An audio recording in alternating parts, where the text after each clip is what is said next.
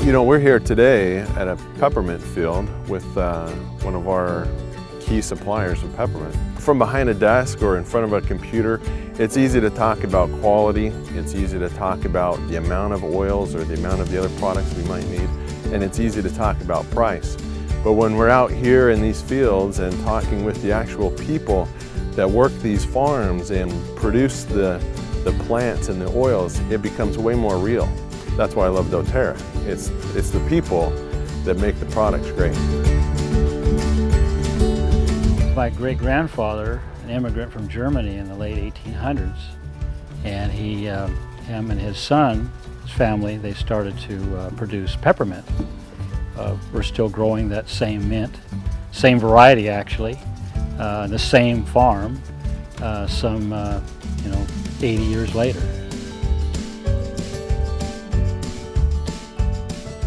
When the plant is deemed ready to be harvested, we'll go out there with a windrower, traditional windrower, the same thing they'd use to harvest, let's say, grass hay for baling.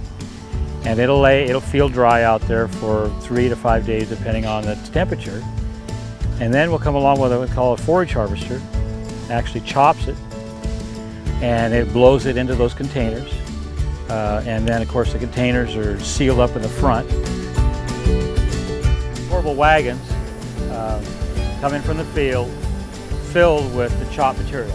The mint would be the stems and the leaves. Inside these tubs are lined, exposed, perforated tubes where the steam can be blown in.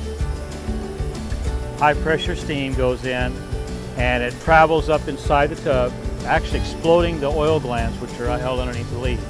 You can actually do the same thing by just squeezing the plant, but that'd take a lot of people in there to do all that to all those leaves.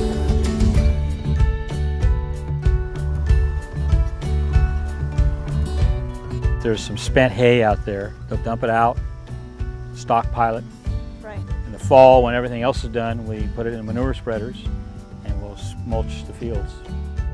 I guess it becomes something in your blood a little bit.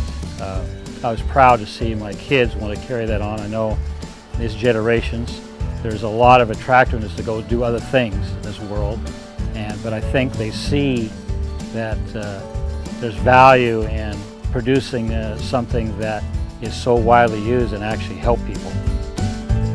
I've worked jobs where you really don't see the fruits of your labor, and this is a job where that's dramatically different.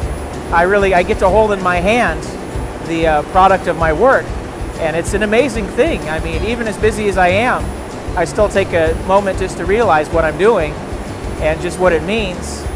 And to know that there's people that appreciate our oils and enjoy it in the end products where it goes, it means a great deal to me. The quality of this oil from a chemical standpoint is in its high menthol content, which is appreciably higher than what you'll see in a lot of other mint products.